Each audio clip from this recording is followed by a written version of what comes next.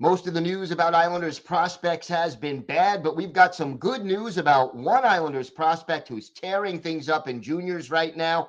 All that and more on today's Locked On Islanders podcast.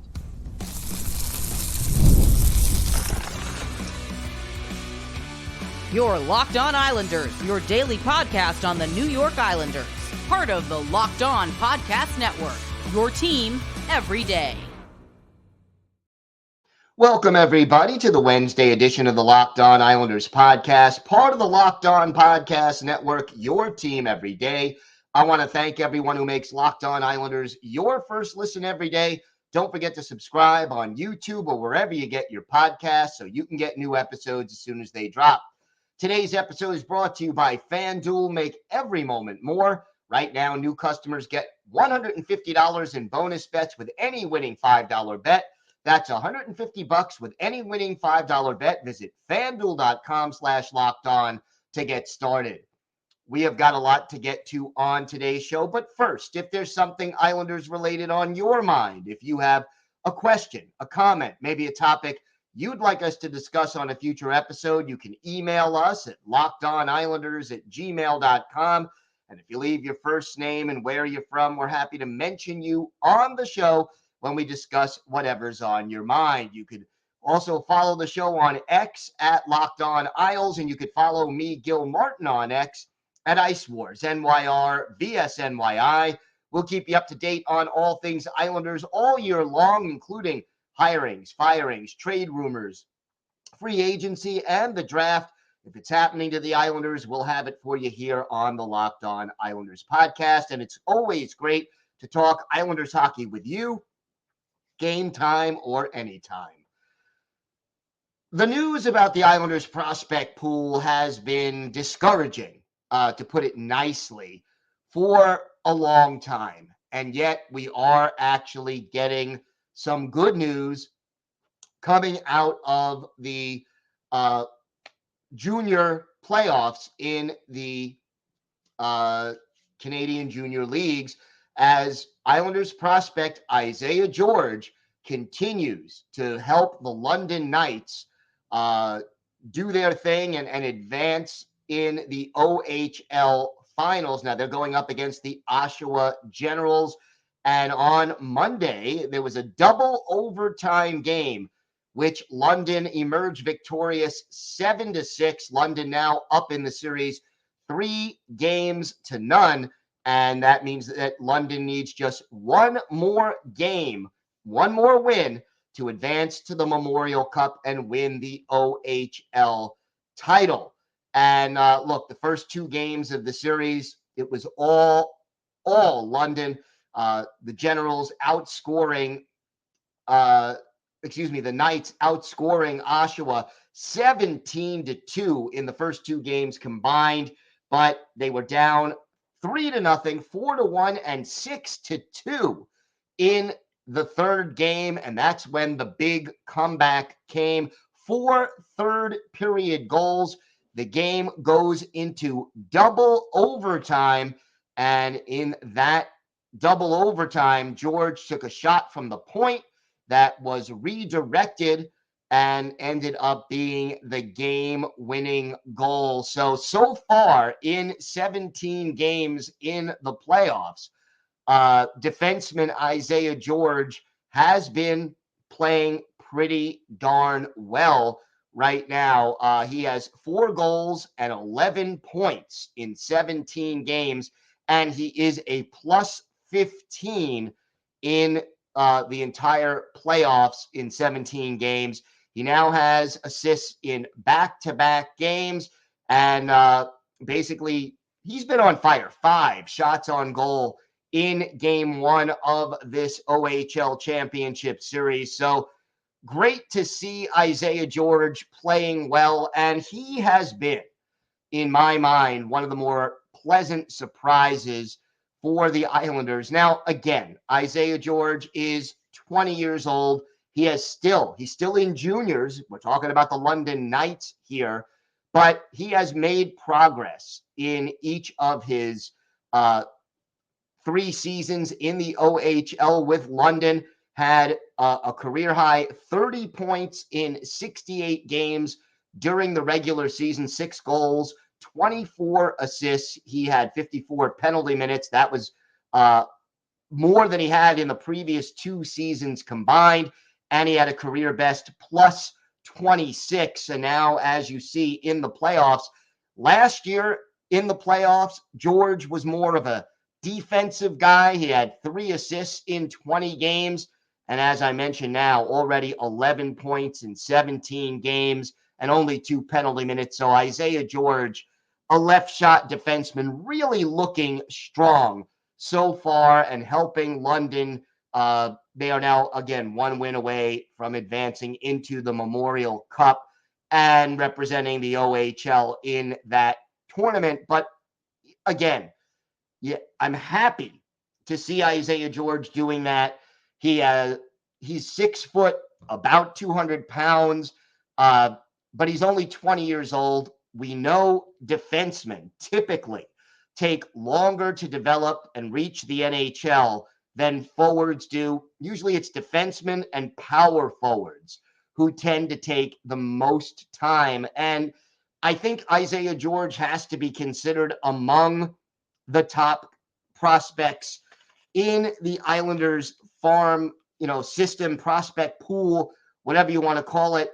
At this point, entering the season, the Hockey News had him listed as the Islanders' 8th overall prospect. That was before the season.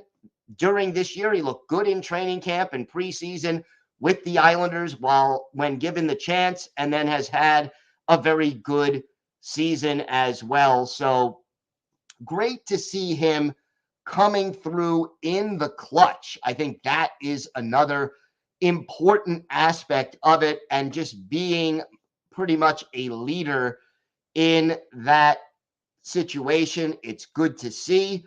The question now becomes, again, will he continue his development? You got to figure he will spend next year, probably he'll be in camp again with the Islanders, probably be in Bridgeport next season. But the absolute key for Isaiah George is that here we are in a playoff situation, a clutch situation. He's gaining valuable experience at top level of junior play, and it is great to see him excelling at this point in this role.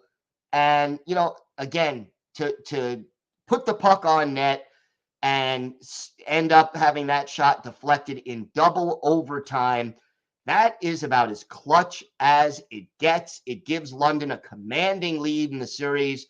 And, hopefully he gains more experience. He puts on a little bit more weight to his frame and continues to develop as a hockey player. I just felt the need to share some good news about the Islander prospect pool. I still think Isaiah George is another year away. I think he's got to spend 1 year at least in Bridgeport, maybe 2. But again, progress, a solid showing, and to me, some good news about the Islanders prospect pool. By the way, the Islanders selected Isaiah George in the 4th round of the 2022 NHL entry draft. And, the one good thing that you can say about Lou Lamoriello is basically that while he has traded away too many draft picks, including 4 first-round picks in a row, some second-round picks, some third-round picks, he's done a pretty good job of picking up guys in the later rounds. Isaiah George, 4th round. Matthew Maggio, 5th round. Tristan Lennox, the goalie, looking pretty good, 3rd round. Alex Jeffries, 4th round. William Dufour, 5th round. Again, none of these players are close to being NHL ready just yet, but at the same time, some of them are showing a little bit of promise, and that is definitely a positive thing. We have got more to get to on this episode of the Locked On Islanders podcast. When we come back, we'll continue our player-by-player review of the Islanders season. Today, Mike Reilly, a defenseman who didn't start the season on the Islanders roster, but became a key contributor. We'll talk about how he did this season. Plus, who do you think should win the Bob Nystrom Award? We'll talk about that. And for our Islanders birthday of the day, a physical defenseman who is a member of all 4 Islanders Stanley Cup teams, but kind of gets overlooked because he didn't put up a lot of points offensively. Let's see if you can guess who that is. All that and more coming up on today's Locked On Islanders podcast. Today's episode is brought to you by Policygenius. Policygenius is the country's leading online insurance marketplace. It saves you time and money so you could provide your family with a financial safety net starting today. With Policygenius, you could find life insurance policies that start at just $292 per year for $1 million of coverage, and some options offer same-day approval and avoid unnecessary medical exams. Policygenius helps you compare your options from top companies, and their team of licensed experts is on hand to help walk you through it. You can easily compare quotes from America's top insurers in just a few clicks to find your lowest price. So check life insurance off your to-do list in no time with Policygenius. Head to policygenius.com/lockedonnhl or click on the link in the description to get your free life insurance quotes and see how much you could save. That's policygenius.com/lockedonnhl. Are you watching Fox Sports or ESPN on your TV all day? Have to turn down the volume with all that shouting? Make the switch to Locked On Sports Today, a free 24/7 streaming channel programmed for you every day to bring you the biggest stories without all the screaming. Locked On Sports Today brings you can't-miss analysis, opinions, and news, streaming 24/7 on YouTube or the free Amazon Fire TV channels app. It's part of the Locked On Podcast Network, your team every day. So we continue our player-by-player look at the New York Islanders from this past season. We started this out on Monday's show with Oliver Wahlstrom, and every day, as you know, Monday was Oliver Wahlstrom. Matt Martin was yesterday. Today, we go to Mike Reilly. And Reilly is an interesting situation because at the start of the season, Mike Reilly was essentially on the Florida Panthers. And he ended up being claimed on waivers for the Islanders when injuries struck the blue line. He's 30 years old and basically came in and contributed well to the New York Islanders. He only played 2 games with Florida. They have a lot of depth on their blue line. Came to the Islanders, and in 59 games with the Isles, 6 goals, 24 points. He was a +1, had 28 penalty minutes. 5 of his 6 goals were at even strength. 1 was a shorty, and he actually had, 5 power play assists on the season. So he did get some time with the extra attacker. And I think the biggest thing that Mike Reilly added was a second puck-moving defenseman. And the Islanders needed that. I mean, you certainly know that you have Noah Dobson. He's the top puck-moving defenseman.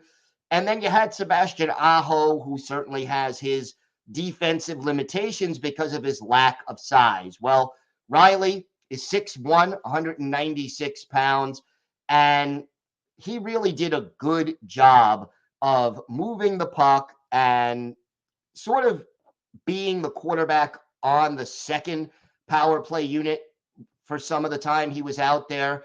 Gave you, with the Islanders, a little more than 17 minutes of ice time, blocked 57 shots in 59 games. Not the most physical guy, 47 hits in 59 games, but again, a solid third pair defenseman who can move the puck. And I think when you analyze things, Reilly gave the Islanders something they really needed and sort of steadied that third pair defensive group especially after Scott Mayfield had to shut things down for the season. Now, looking ahead to the future, Mike Reilly is going to be an unrestricted free agent. And the question becomes, do the New York Islanders re-sign Reilly? And at 30, he'll be 31 in July. So before training camp opens up,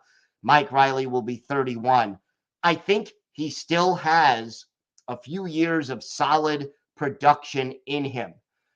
Here's the question. Reilly, as I mentioned, is a left shot defenseman. So is Samuel Bolduc. And so is Sebastian Aho. Aho is also an unrestricted free agent. So, whether or not he'll be back remains to be seen. Bolduc, you're getting to the point where Bolduc has, one season left on his deal, and then he becomes a restricted free agent. He's 23 going on 24. Do you want to give Bolduc a chance? So, does Mike Reilly come back at $1 million or 900,000, 1.1, something in the $1 million range, give or take, knowing he could be the sixth guy or the seventh guy on your depth chart?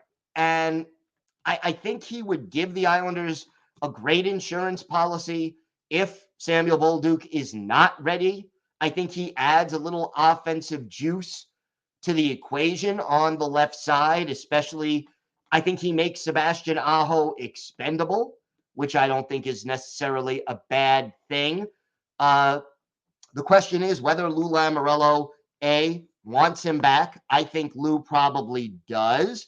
And B, whether or not Reilly gets a better offer from someone else, another team that might be able to guarantee him a little more ice time than what the Islanders are able to do. And, you look back at Reilly.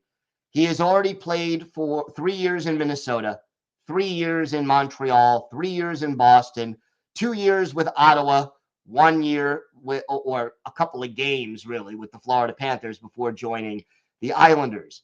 He's not the kind of guy who's going to give you outstanding offense. I mean, his career high in points is 27 back in 2020, 2021. I think if you give him enough ice time, a guy like Mike Reilly can give you something in the range of 20 to 27 points, let's say. He gave you 24 this year in just 59 games. I think he's a good fit for Patrick Roy's system.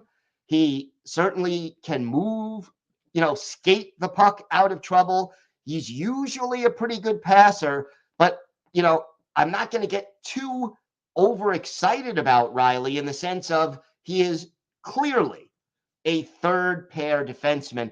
Would he kill you for a few games if he moved up to this middle pair? No. Could he be the quarterback of your number one power play unit for a few games if Noah Dobson were to go down? Yeah, but he is not an elite player. He is a steady player. So should the Islanders re-sign him? I think the answer is yes, but I have two caveats on that.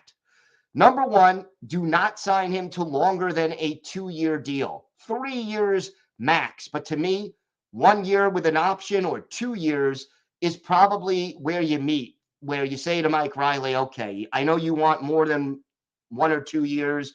We want to do 1. You want to do 3, 4. Let's meet in the middle. Let's do 2. And then he has to be willing to play for roughly what he played for this year, $1 million, give or take. I would not go higher than 1.25 million. I don't think he would go lower much than $1 million because there'll be another team willing to take a chance on him. But to me, if he returns, Mike Reilly is that third pair defenseman, second power play kind of guy, or maybe, just maybe, he ends up being your seventh guy if Bolduc is ready for prime time and steps into a bigger role. But either way, I think you benefit from keeping Mike Reilly around. He's a veteran. He's been there. He's done that. He has the ability that this team doesn't have enough guys who, can move the puck from the blue line efficiently and consistently. I would bring him back, but only on a 1 or 2 year deal at a reasonable, team-friendly price. We have got more to get to on today's show. We'll talk about the Bob Nystrom Award. We'll also have our Islanders birthday of the day, a member of all 4 Islanders Stanley Cup winning teams on defense. All that and more still to come on today's Locked On Islanders podcast. Today's episode is brought to you by your friends at FanDuel. It's winner take all time in the NBA and NHL, and FanDuel's giving you a shot to bring home a big win of your own. Right now, new customers get $150 in bonus bets with any winning $5 bet. That's $150 to bet on spreads, money lines, player props, and more.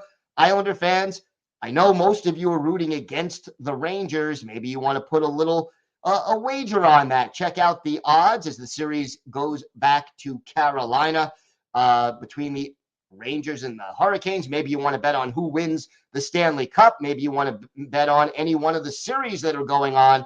Check out all the odds at FanDuel. Visit FanDuel.com/lockedon and make every playoff shot count. FanDuel, America's #1 sportsbook.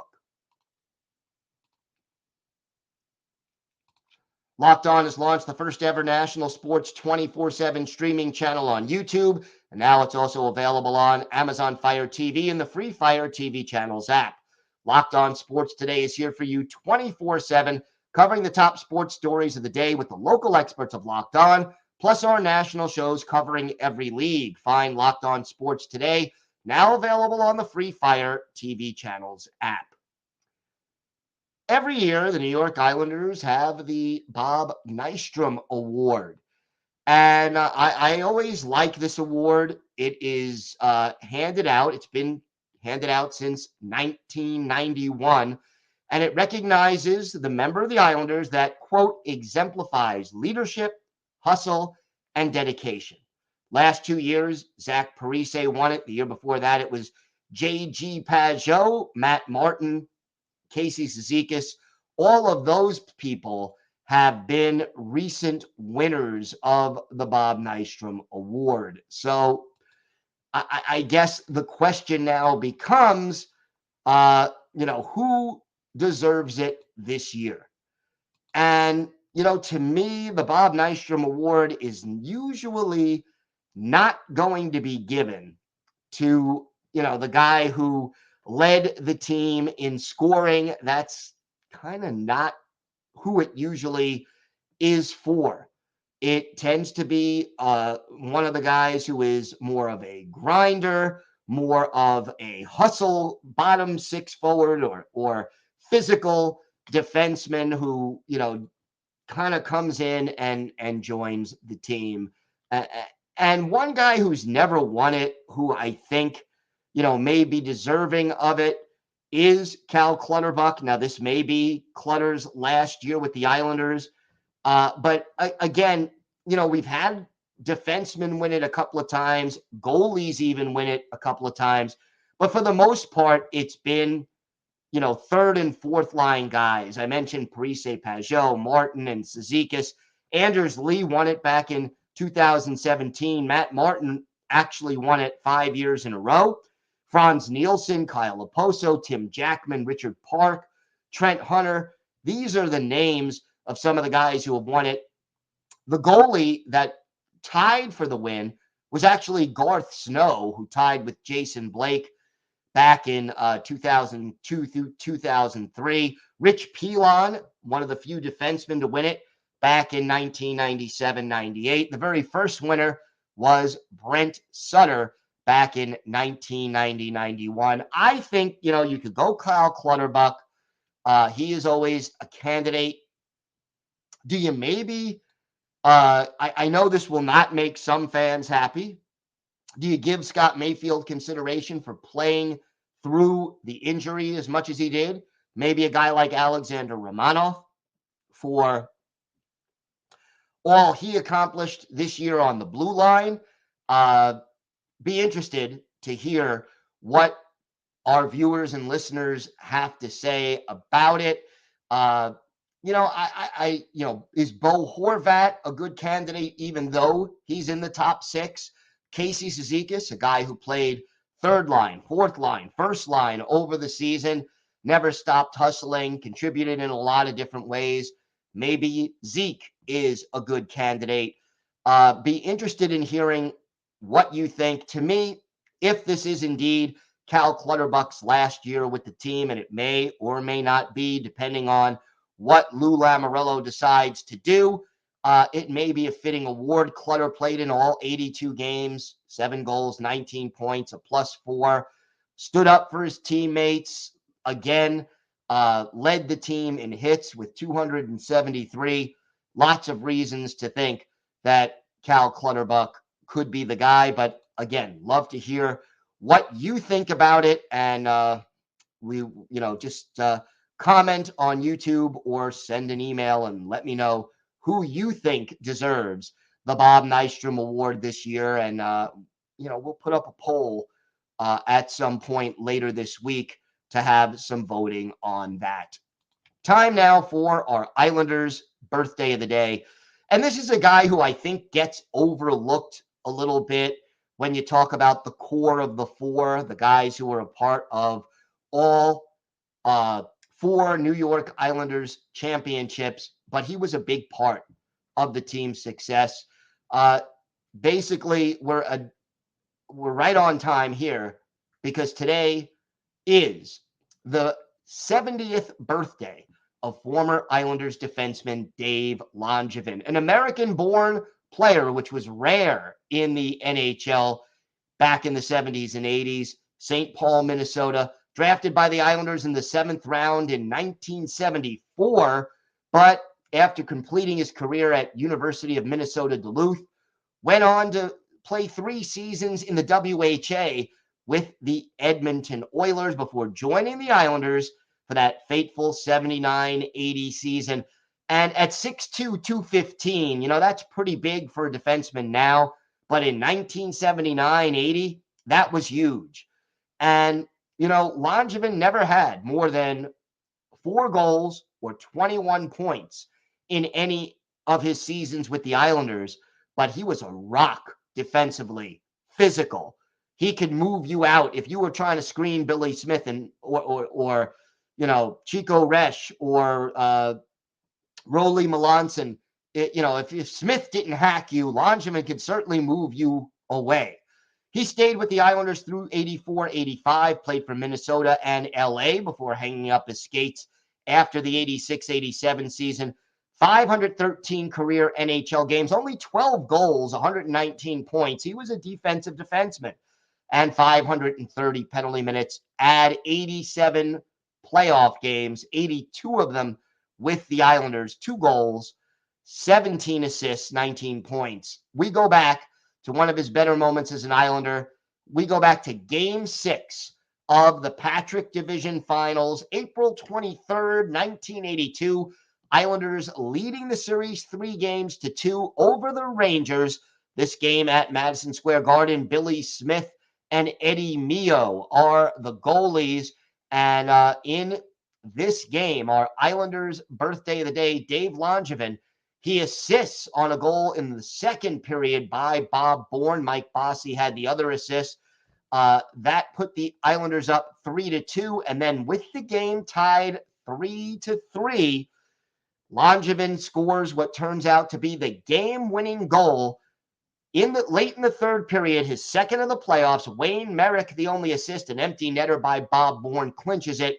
Islanders win it 5-3. They eliminate the Rangers in 6 games, 22 saves for Billy Smith. Dave Langevin, a goal, an assist. He had a +2 in this game, 3 shots on goal, including the game-winning goal. Dave Langevin, 70 years old today. Hard to believe, but Dave Langevin is our Islanders birthday of the day. Thanks for making Locked On Islanders your first listen every day. Everydayers, tomorrow on the show, we continue our player-by-player analysis of the Islanders season. We'll go and talk a little Kyle Palmieri tomorrow. So make sure you join us for that. Have a great day, everybody. Stay safe. And of course, let's go Islanders.